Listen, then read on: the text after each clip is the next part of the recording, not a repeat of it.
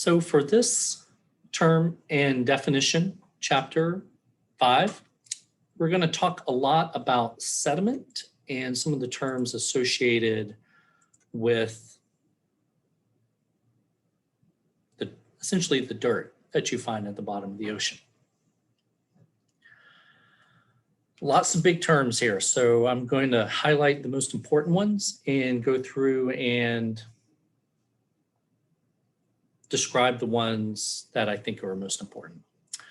Authigenic sediment, I wouldn't worry about for this class. Biogenous sediment, I do want you to know. Biogenous sediment is any type of sediment that comes from biology, living organisms. And I know this is a strange term to think about, but let me grab one of these up here. When we talk about the dirt, the sediment in the ocean, it can come from several places. One is rocks, when rocks erode and they get into the ocean. That is what's known as terrigenous sediment, right? Terra, land, terrigenous sediment. Biogenous comes from living organisms. And a good example of a living organism that makes sediment is corals. So this is a piece of dead coral. And when this coral dies, it's like a rock, right? And it erodes in a very similar way. So if you take this and you wear it down over time by air and water and abrasion, right? This rock, coral, skeleton, will turn into sediment. Because it was created by an organism, it's biogenous sediment. Calcareous ooze. Let's skip ahead a little bit and talk about what an ooze is first. An ooze is a very specific type of sediment that is commonly found in the deep ocean. It's called ooze because it's kind of slimy, it's like not a solid and it's not a liquid. It is sediment, but it's very, you can kind of think about it, if you ever eat porridge like rice or oatmeal, if you heat it, it gets kind of soft. That's a lot what ooze is like. And it's hard to describe without actually seeing it, but it really is really like rice pudding, right? Like tapioca. It's very similar to that. You wouldn't want to eat it though. There's different types of oozes and it depends on where it comes from. There's two types of oozes we're going to talk about. The first is known as calcareous, calcium, right? Bone, hard stuff, right? The bones in your arms made of calcium, right? The other type, see if I can find it. I lost my place here. Okay, calcareous, there it is. Siliceous ooze. Siliceous comes from the word silica. And silica is just another way to say glass. And there's a lot of organisms in the ocean. This sounds strange to say, but it's true. Their skeletons are made of glass, right? So honestly, that's a lot of the glass we use for bottles like wine and beer and like containers, like glass bottles. A lot of that comes from animals that used to live that had glass skeletons. It's true. Now, when that sediment in the bottom of the ocean comes from those animals, it's called siliceous ooze. It is very similar to calcareous ooze, but it's a different chemical composition. Those are oozes. Okay, calcium carbonate compensation depth, the CCD. We'll talk about this in class, very important. What the CCD is a depth. It's not a specific depth, it's kind of a range.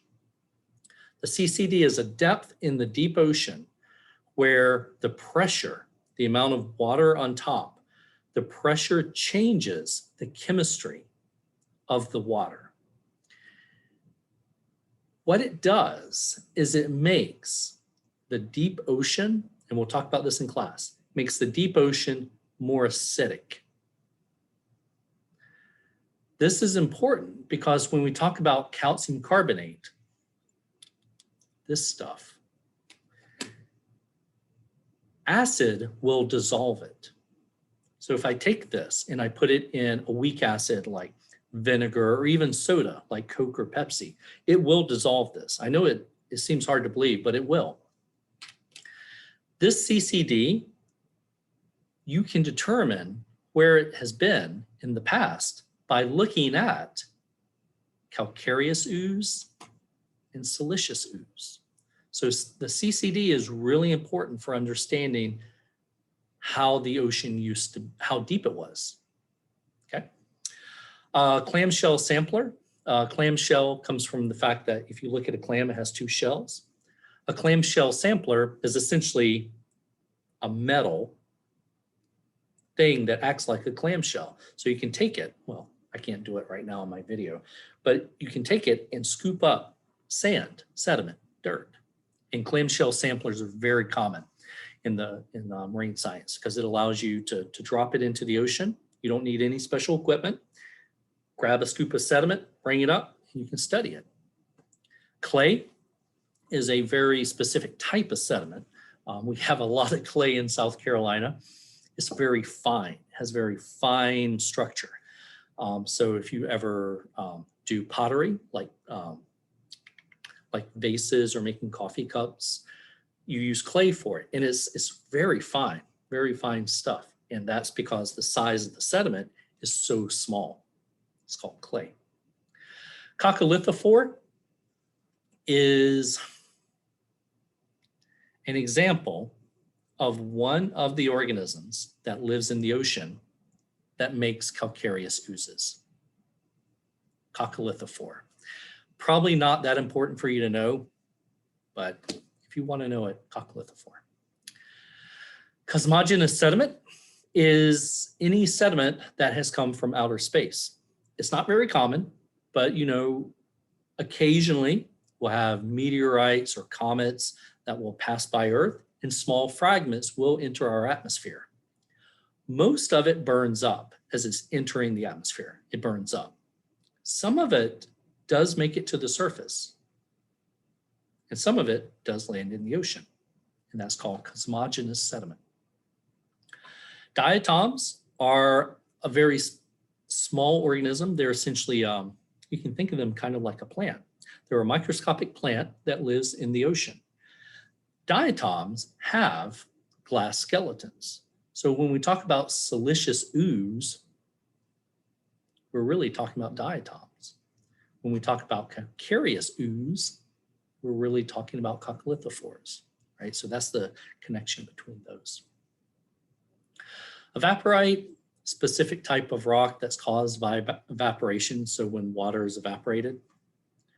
Foraminifera is a microscopic organism that also produces, that is found in calcareous oozes. So it's not just coccolithophores, it's also foraminifera. Again, coccolithophores, foraminifera, very specific terms. Don't worry about these. Hydrogenous sediment is sediment that's created by chemical reactions in the water. In the deep sea, a lot of metals that we're interested in are concentrated in these hydrogenous sediments. Sorry, I have trouble with this word. Lithification is the process of making rocks. Manganese nodule, I just referred to the metals in the deep sea. Those metals, they look like little balls. They're about this big. They look like balls of rock, but they're made out of metals, and they're called manganese nodules. And they're very, very abundant in certain parts of the Pacific Ocean. They're very valuable too. We'll talk about this when we talk about deep sea mining. Marine snow it's not snow that you think of with, here on land. Marine snow is when things in the ocean die, like little plants and animals, everything in the ocean when it dies, will eventually go from where it is to the bottom of the ocean. As it goes through the ocean, the small things in particular, all the plants like the diatoms and things like that, form what's called marine snow. So if you ever watch a deep sea video, and we'll watch some in class, if you ever watch a deep sea video and there's nothing there but deep, dark ocean, you'll still see white things kind of floating in the water. Is called organic material. It's dead things, and it's sinking down to the bottom of the ocean. It's important because marine snow is the source of energy for a lot of animals, right? There's not a lot of food in the deep ocean. Marine snow is a good source of food. Microtektite is an example of cosmogenous sediment. It just means a small piece of rock from outer space. A mineral is a type of chemical composition. So for example, when we talk about minerals that occur in the soil, there's a lot of different varieties in it. So we'll use minerals to describe, for example, salts are a good example. So people are interested in minerals and taking them out of the ocean. Neritic sediments, I wouldn't worry too much about that one. It essentially means, sediment at the bottom of the ocean. Oolite sand, don't worry about that. Ooze, we've already talked about. Paleoceanography is anytime we study the ocean a long time ago, like hundreds of millions of years. The way we do that is calcium carbonate compensation depth. We look at diatoms, we look at foraminifera. We can use these to look back in time to see what the ocean was like. This is called paleoceanography. Pelagic sediment is just sediment you find in the middle of the ocean. Don't worry about it. Piston core is another way, similar to the clamshell sampler we talked about. A piston core is a way that we collect sediment from the bottom of the ocean. So instead of taking a big scoop of sand, you might want to take a piece of, you might want to collect the sand, the sediment, as it is. So when you scoop it, everything gets kind of mixed up, right? But when you take a piston core, it's really like, I'm trying to think of a good example of what this is like. It's kind of like you take an empty tube and you stick it into the dirt, the sediment, and you pull it out. What it does is it keeps the layers. So if you're interested in knowing what's at the surface and how it changes as you go down, a piston core is a really good way to do that. Whereas a clamshell just kind of mixes everything up. Poorly sorted sediment just means sediment that is poorly sorted, which means it has big pieces, has little pieces, has medium pieces. It's not sorted.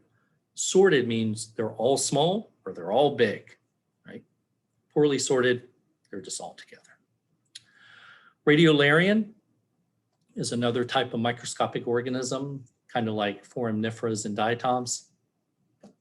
That's about all you need to know about them. Sand, specific type of sediment. So it's different than clay, right? Clay is very fine. Sand is not so fine because if you go to the beach, right, you can pick up some sand and rub it. Actually, I don't have any here. I had some on my desk. You can rub it and you can feel it. It feels gritty. You can actually feel the grains. That is sand. And it's just a type of sediment, right? Siliceous ooze we talked about. Silt. Silt is it's a lot like clay. It's a very fine sediment, right? So for example, if you're at the beach and you leave, say, your shovel. Say you have a little plastic shovel, you're building a sand castle at the beach and you leave your plastic shovel in like part of the water that's where it's not going to get washed away. If you leave it, what'll happen is you'll see a thin layer of sediment that is on top of it, right? You kind of wash it off, right? Because it's dirty. That thin layer is silt, right? It's a lot like clay. Stratigraphy is a word to describe different layers. So when I was talking about the piston core just a little while ago, stratigraphy is the layers. So you can think about like a cake. So if you have a cake that has different layers, that has strata. Strata is layers. So if you have multiple layers, that's stratigraphy. And you don't do this on a cake, but if you want to understand how the sediment, why it's like that, you can study the stratigraphy. And it's a lot of very important information that comes out of that. Terrigenous sediment, we talked about a little bit earlier, just comes from rocks, right? Comes from land, terra, land. Turbidite, don't worry about that one. And well sorted, we already talked about, right? It's kind of like poorly sorted, but the opposite, right? So well sorted, you got all the big rocks over here, all the little rocks over here. Poorly sorted, they're just all mixed together. Okay, so it's chapter 5, a lot of sediment, a lot of big terms you don't need to worry about. Again, the ones in yellow, please know those. Those are the most important ones. But a lot of these others, like I've been in marine science for 30 years. A lot of these, the only time I use these terms is when I teach this class. These are not, don't worry about a lot of these terms because, they're not that common. So the ones in yellow, please know those. All right. Thanks a lot. And I hope this helped you. And if you got any questions, please let me know. Thanks.